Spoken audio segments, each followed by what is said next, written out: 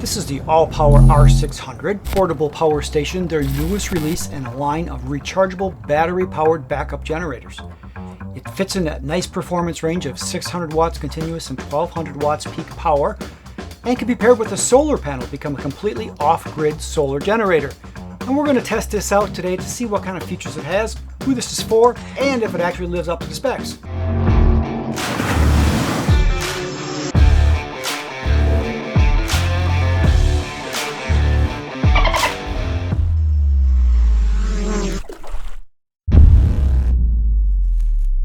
By the way, thanks for stopping by. It's always good to see you. So as I mentioned, this is the brand new R600 Portable Power Station from Allpowers with a power rating of 600 watts continuous and 1200 watts peak. Of course, we're talking about a battery bank after all, and what's more important than the battery quality that's inside? Really, you can have the fanciest digital display, the coolest app, the sleekest design, and if it doesn't have a strong and reliable powerhouse under the hood, well, it's just crap. Crap that can start a fire and burn your house down crap. Now that's not good. So let's start out first by talking about the battery itself, which is a lithium iron phosphate battery, which is called a LiFePO4 for short. Now, I don't want to brush over this because honestly, when I first saw this, I didn't know what a LiFePO4 battery was and why we cared. And after researching it a bit, they're pretty impressive. Now, we're used to seeing traditional cobalt-based lithium ion batteries in things like cameras and drones, but the benefits of the LiFePO4 is increased power output, faster charging, reduced weight, and longer lifetime. These are also the safest lithium batteries on the market because they will not catch on fire. Even if you puncture the battery, it will not catch fire. So even if you don't end up getting this power bank, you're welcome for the info on this awesome new battery type.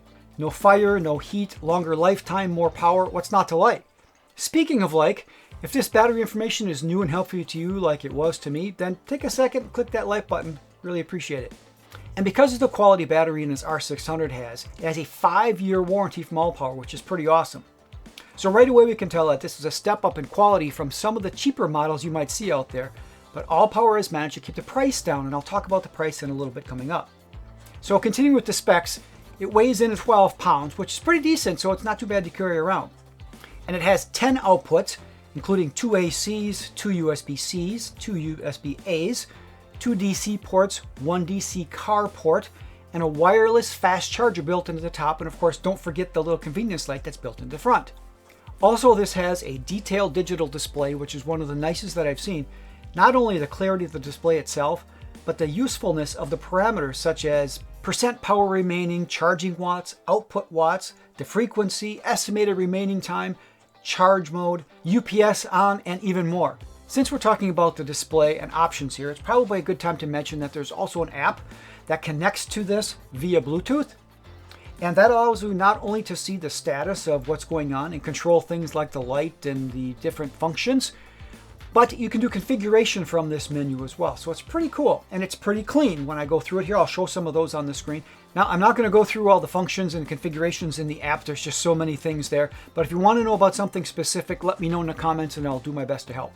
So for charging, the inputs are under this side cover over here, and it has a normal AC charging, which is really cool because it's just a cord. It can also charge from 0 to 100% in 1 hour using that cord, which is smoking fast. Or there's also a solar panel input as well.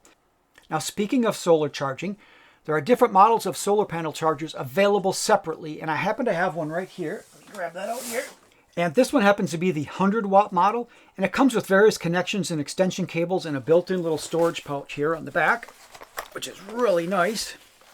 Now, I did use this solar panel to try to charge the unit as well, and pointed at the sun as good as I could. It was charging at 90 to 95 watts a lot of times, and it charged the R600 from 0 to 50% in about 2 hours. So a complete recharge in about 4 hours from 0 to 100%, only on the solar with this 100-watt panel.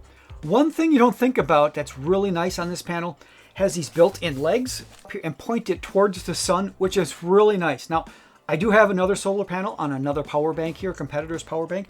I was trying to prop this solar panel up against chairs and leaning against the house and putting boxes underneath it and things like that, and it kept falling over and tilting, and it was really a pain. So when they think of extra things like that, you know they've really done their homework and they're just not new into the market.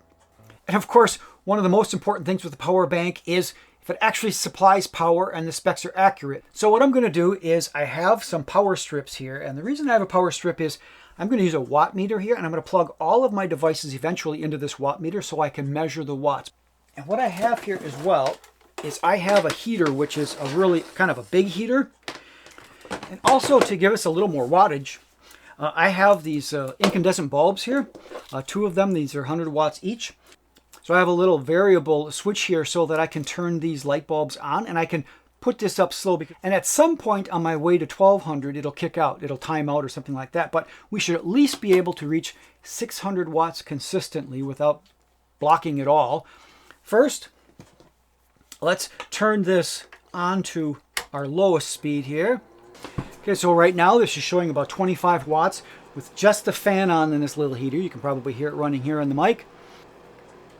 And now this should go up pretty fast because this heater is 600 watts on this first number here. And this says 635 watts. Right now, it is indeed putting out the power that it says. It's 600 watts. We're at 650, and it still has not kicked off this power bank. And you can see some really nice information on the front of this. You know, right now you can hear that the fan kicked in, and that's one of the things that's not too exciting. You can hear this thing revving up. Of course, it has to cool this when it's that high of watts. This is a lot of watts for it, so it's not unreasonable that it has to cool it, but it's pretty loud.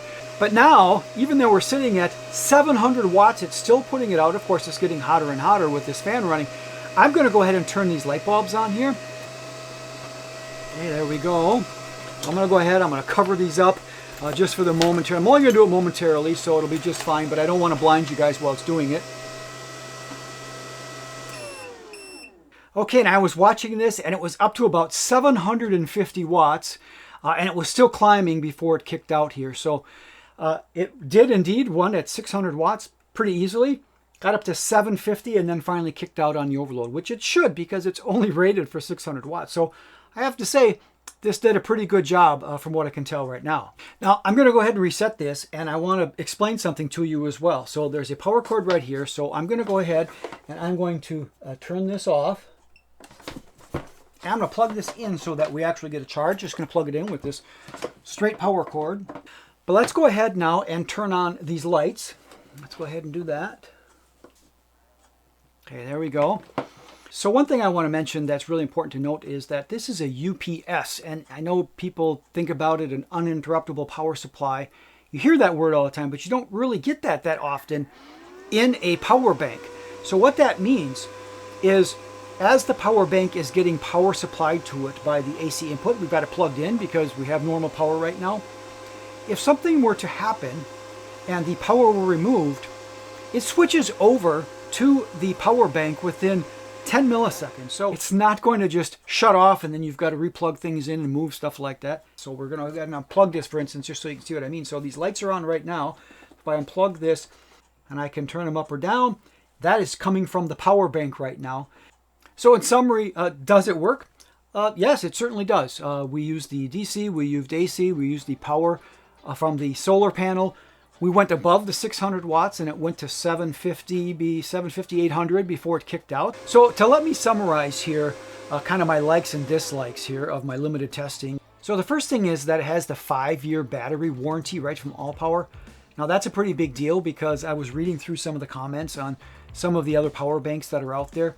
And people said it worked great for 3 months or 6 months, and then it just wouldn't work anymore. The battery wouldn't take a charge. So having a 5-year warranty from the manufacturer is pretty darn nice. It also has the real UPS function that flips over in that 10 milliseconds. So that is a bonus that I really like as well. I love the display. It's very clean. There's a lot of good information. I know if you've seen any of my previous power bank reviews, I talked about that I really wanted to know, one, what watts of power was being output and what watts was being input if you had like a solar panel on it, and if you really could put the remaining time on the display. And this has all of those. Also, it does have a wireless charger, which I mentioned briefly before, but I just plugged my phone in and it is charging wireless right here on the top, and that's a fast charge too. It says on here fast charging. Also, I love that it is a 1-hour charge with a simple power cord. You just take a regular power cord, plug it in, an hour from 0 to 100. And typically you don't discharge to 0, you discharge someplace in between. So you're halfway down. It takes a half hour, which again is really good. It's not 4 hours, 5 hours, it's 1 hour or half hour to do like a full charge. So that is pretty darn good. Now, of course, nothing is perfect. So there are some things that I wish they would do differently or do a little bit better. And number one on my list that's kind of odd, and it's that there was something that was notably absent from the box. And I dug because I thought I was just missing it. And there's this dandy little carrying case that's shown everywhere on their website and in the advertisements for this and all the different pictures. And if you follow the channel at all, you know that I'm kind of OCD over having nice cases for stuff. I just like when it goes in something that's fit and protects it, because I like to keep stuff nice for a long time. So I was a little disappointed that there's not a case included, and I thought, well, okay, maybe I just missed that it was sold separately. So I went to try to purchase it or find out how you purchase it so I could get the links to you guys as well. And I couldn't even find where you could purchase it on the website. I couldn't find it either. So that was a little disappointing. So I'm not sure what's up with that, but honestly, it's a bit of a mystery. And there's the fan. That's the other one, right? The fan itself coming on and off like that cycling is a bit annoying. If you are running, if you're sitting there close to this, it is a little bit distracting. Now, it's not a deal breaker because you could run an extension cord and maybe put this around a corner or something like that, or outside a room or whatever, and not have this fan kick on and off. But boy, I wish there was a variable speed fan or just a quieter fan, maybe some kind of a squirrel cage fan, so that that fan wouldn't kick on. Because honestly, it is such a good unit. It just really is. I really did enjoy using it. I think it's really a good functioning, well-rounded, high-featured unit. Nature of the beast, I'm afraid, it still has to cool somehow. But I wish they would have a little squirrel cage or some kind of variable speed fan so that it wouldn't be quite so obnoxious coming on and off. But something to look forward to on the next revision. So that's really it as far as dislikes, which isn't that bad because it's something that you can fix by maybe putting an extension cord, or if you have it outside and you don't worry about the fan noise, for instance, then it's just a no-brainer. It just works. So really, it is a pretty nice unit. So for the price of this then, I think it's really a pretty good price for the functionality you get here. I really do. I think it fits in a really good niche, a really good kind of place in their lineup, because they do have quite a few different models of this. And you can get this either on their website directly, or you can go to Amazon. Either way, Allpower was kind enough to send over a discount code for Alien Drones viewers, which takes it down even further. So, which I think is a really decent price for something with all the features that this has. And of course, I'll put all the links to the products descriptions both on Amazon and Allpower's website so that you can go take a look if this is something that maybe you're in the market for. So I'm glad we had the time together today to go through this, because I'm kind of passionate about these. It's always nice to have power. It's just kind of one of those things I hate to be left in the dark. It's always enjoyable for me to share some new product like this with you. So hopefully you enjoyed it as well. So with that, take care, and we'll see you in the next video.